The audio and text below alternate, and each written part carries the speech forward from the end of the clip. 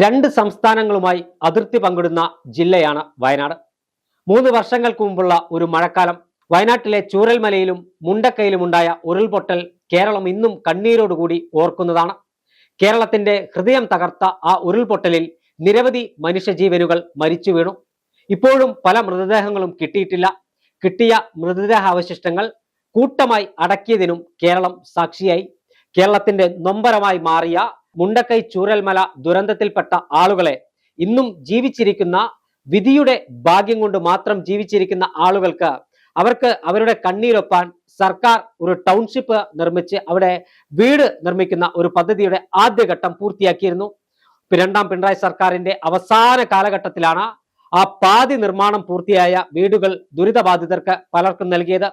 തൊട്ടിപ്പുറത്ത് മുസ്ലിം ലീഗിന്റെ നേതൃത്വത്തിൽ 100 വീട് നിർമ്മിച്ച് അവർ അന്തസ്സായി ആ 100 വീടുകളും ദുരിതബാധിതർക്ക് കൈമാറി. എന്നാൽ ദുരിതബാധിതർക്ക് വീട് പ്രഖ്യാപിച്ച മറ്റൊരു സംഘടനയുണ്ട്. ഇന്ന് കേരളം ഭരിക്കുന്ന കോൺഗ്രസ്. ആ കോൺഗ്രസിന്റെ വീട് നിർമ്മാണത്തിന്റെ തറക്കല്ല് ഇടൽ പൂർത്തീകരിച്ചിട്ടുണ്ട് എന്നല്ലാതെ വീട് നിർമ്മാണം ഇതുവരെ ആരംഭിക്കാൻ കഴിഞ്ഞിട്ടില്ല. അവിടെ സർക്കാരിന്റെ രണ്ടാം ഘട്ട ടൗൺഷിപ്പിന്റെ നിർമ്മാണത്തിന്റെ വേഗത പോരാ എന്നൊരു പരാതിയാണ് ഇപ്പോൾ ദുരിതബാധിതർ ഉന്നയിക്കുന്നത്. സർക്കാർ മാറി, പിണറായി വിജയനിൽ നിന്നും മുഖ്യമന്ത്രി പദം വി.ഡി. സതീശനിലേക്ക് എത്തി. നേരത്തെ വയനാട് ദുരിതബാധിതരുടെ വീട് നിർമ്മാണവുമായി ബന്ധപ്പെട്ട വലിയ ആരോപണം ഉന്നയിച്ചവരാണ് അന്നത്തെ പ്രതിപക്ഷം. അതാണ് ഇന്നത്തെ ഭരണപക്ഷം.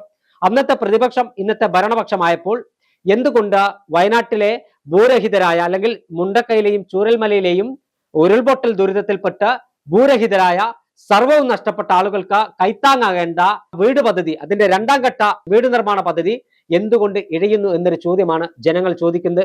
ആ ചോദ്യത്തിന് ഉത്തരം പറയാൻ സംസ്ഥാന സർക്കാർ ബാധ്യസ്ഥരാണ്.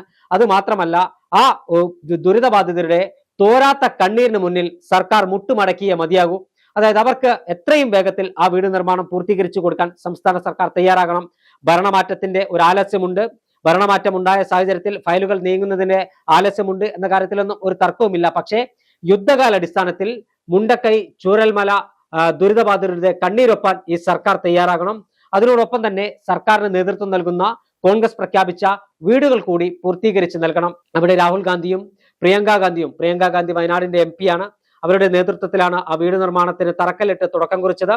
ആ തുടക്കം കുറിച്ച വീട് നിർമ്മാണം അടിയന്തരമായി പൂർത്തീകരിക്കാൻ കോൺഗ്രസ് തയ്യാറാകണം. അത് മാത്രമല്ല, രണ്ടാം ഘട്ട വീട് നിർമ്മാണത്തിന് എത്രയും വേഗം അതിന്റെ പ്രവർത്തനങ്ങൾ ആരംഭിച്ച്, അല്ലെങ്കിൽ ആ പ്രവർത്തനങ്ങൾ പൂർത്തീകരിക്കാൻ പുതിയ സർക്കാർ തയ്യാറാകണം. വയനാട്ടിൽ നമുക്കറിയാം, വയനാട് ദുരന്ത സമയത്ത് വയനാട്ടിലെ ജനങ്ങളോടൊപ്പം തോളോട് തോൾ ചേർന്ന് നിന്ന ഒരു MLA വയനാട്ടുകാർക്കുണ്ടായിരുന്നു. ആ MLA ഇന്ന് കേരളത്തിലെ കൃഷി വകുപ്പ് കൈകാര്യം ചെയ്യുന്ന മന്ത്രിയാണ്. മറ്റാരുമല്ല, കൽപ്പറ്റയുടെ ജനപ്രതിനിധി എന്ന അഭിമാനപൂർവ്വം അവർക്ക് പറയാൻ കഴിയുന്ന ബഹുമാന്യനായ കേരളത്തിന്റെ കൃഷി വകുപ്പ് മന്ത്രി അഡ്വക്കേറ്റ് ടി സിദ്ദീഖ്. ആ ടി സിദ്ദീഖിന്റെ ഇടപെടലുകൾ നമ്മൾ കണ്ടതാണ്. അദ്ദേഹം നടത്തിയ ഇടപെടലുകൾ, ആ മൃതദേഹങ്ങൾ കോരിയെടുത്ത തന്റെ മുണ്ടിനകത്തിട്ട് അദ്ദേഹം ആംബുലൻസിലേക്ക് മാറ്റിയ ചിത്രങ്ങൾ നമ്മൾ കണ്ടതാണ്. എന്നാൽ ടൗൺഷിപ്പിന്റെ ഉദ്ഘാടന വേളയിൽ അദ്ദേഹത്തെ രാഷ്ട്രീയ തിമിരം വാദിച്ച ആളുകൾ കൂകി വിളിച്ചപ്പോൾ അദ്ദേഹം കണ്ണീരണിഞ്ഞ വികാരനിർഭരമായി നടത്തിയ പ്രസംഗം നമ്മൾ കണ്ടതാണ്. അതേ ടി സിദ്ദീഖ് ഒരു കാലത്ത് വയനാട്ടിന്റെ കൽപ്പറ്റയിൽ വികസനം എന്തെന്നറിയാത്ത കൽപ്പറ്റയ്ക്ക് കോഴിക്കോട് നിന്നും കൽപ്പറ്റയിലെത്തി അവിടെ വിജയിച്ച് ഇത്തവണ 45,000-ൽ പരം വോട്ടുകൾക്കാണ് അദ്ദേഹം അവിടെ വിജയിച്ചത്. ആ കൽപ്പറ്റയുടെ ജനപ്രതിനിധി MLA ആണ്.